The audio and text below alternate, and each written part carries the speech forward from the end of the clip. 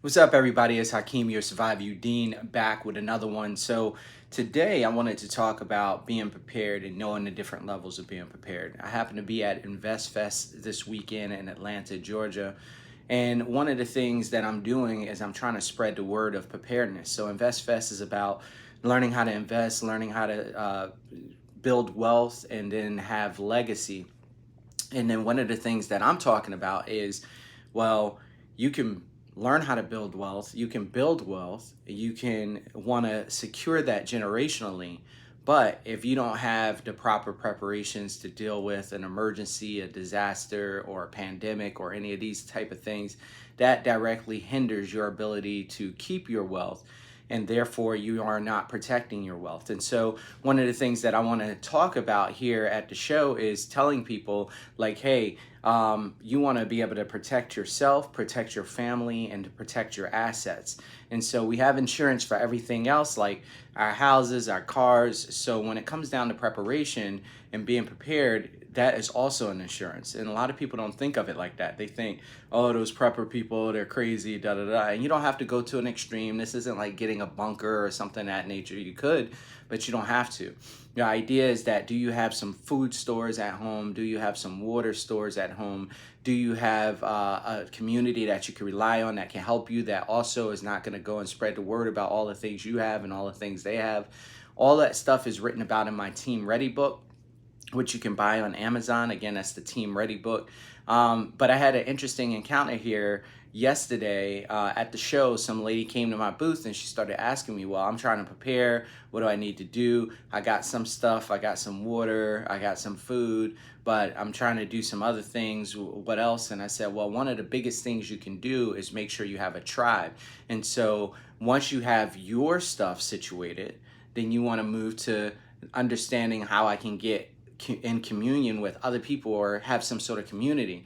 And that's going to be very important. And she was just like, well, I don't know anybody. I've been living in my place for like a year, and I don't trust nobody. And I said, well, I have this Team Ready book, and the first half is about you preparing yourself. The second half is, how do I find a team of people that I can rely on and that I can work with? Because we figured out a long time ago as human beings that riding solo was not okay. It was not the way we were going to survive.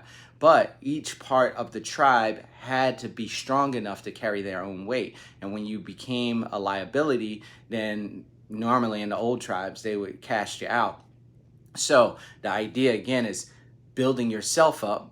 And then once you build yourself up and you have your food stores, good communication skills, good tactical and self-defense skills, you have good water, you have a secondary plan, you have a 72-hour bag and a go bag, and you have all these things in place, then it's like, okay, how do I find some trustworthy, reliable people that I can work with, that I can build a community? They don't have to be in my backyard. We have to be able to communicate across some distance. We may be able to get together and have a location that we can go to when things get really bad, or if things get really bad when you're dealing with whatever disaster or emergency you're dealing with. So having that. And so she was just like, I don't know, I don't believe that. I think it's going to be one-on-one. I said, look, there's no scenario where anyone at any time in history has been able to survive a long period of time by themselves with hungry, starving people out there, or just some sort of disaster where people are roaming around looking for resources. It just doesn't happen.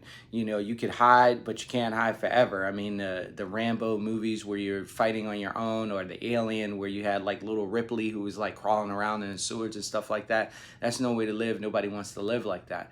But having a team that you can rely on is that. That's why I like watching shows like The Walking Dead, because they really highlight that kind of stuff.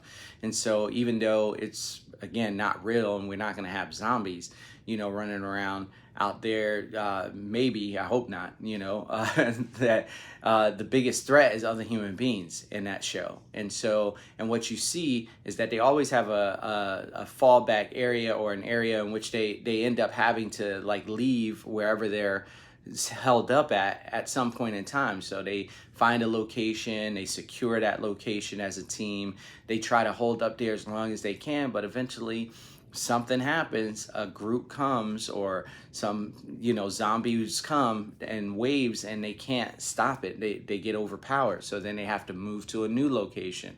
And so shelter in place is one thing, but then when it gets really bad, you also have to have a fallback plan. Where do I go next? And that's where having a team or multiple team members in different areas really helps you out.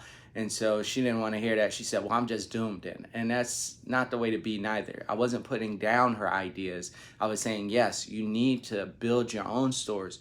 So don't be resistant to the idea that now you have to find a team and you have to grow to the next stage. And she didn't want to hear that. So she walked away. Listen, this is not about personal beliefs. This knowledge is out there. So part of it is about, I believe that I need to be prepared. So that is kind of a personal belief. Then beyond that, it's not about what if this, what if that, or I feel like this way. Just go out there and do the research. And if you come to my booth, a person who has done the research and who's written books on it, then it's probably a great idea, even if it's counter what you're thinking, to at least listen and hear me out and start thinking about these things. I don't expect everybody to change to my opinion or my way of things. I mean, there's a bazillion self-defense and survival instructors out there, and they have so much knowledge on different things. But and some of it's contrary to what I'm saying and what I'm teaching, and that's okay. Find somebody that you click with and that you vibe with, that you really like what they got to say. Excuse me. And then go with that. But don't just have this defeatist mentality, or because I'm not saying something that you are 100% on board or you don't know how to do, that you're just gonna get an attitude and walk away, because that's not helping your situation at all. And you gotta, somebody that's been doing this for a long time, you gotta learn from those people. Take what you can from those people. And maybe she did. I hope she did get some things out of it. So again, I have a whole book on this building a team thing. It's called Team Ready. You can buy it on Amazon. And that's what I really suggest, that people start looking, have your small group or have your stuff squared away, and then start looking at what it looks like to have a group of people, which is very intimidating, is very overwhelming, because now you got to go out there and you got to find people and you got to rely on people, and that's hard. I mean, that's if you own a business, you know what that's like. It's hard to find good quality people that can be trusted, especially when your life is on the line in some sort of like emergency or disaster.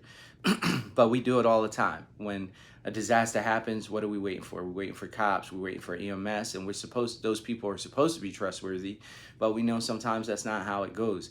So just keep that in mind as you move on in your growth on this survival walk, in this preparedness walk, and being ready for any type of disaster that might befall you and might come your way.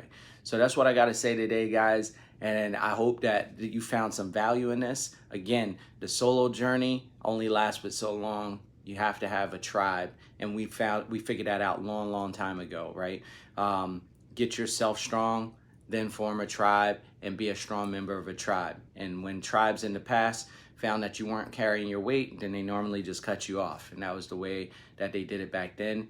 And that's how we as human beings are still walking on this planet right now, is because they had those type of policies back then. So think about that for what you're doing. Get the Team Ready book if you want to learn more about it. And until next time, my friends, I'm Hakeem, your Survive You Dean. I'm here in Atlanta at InvestFest, and I'll talk to you next time.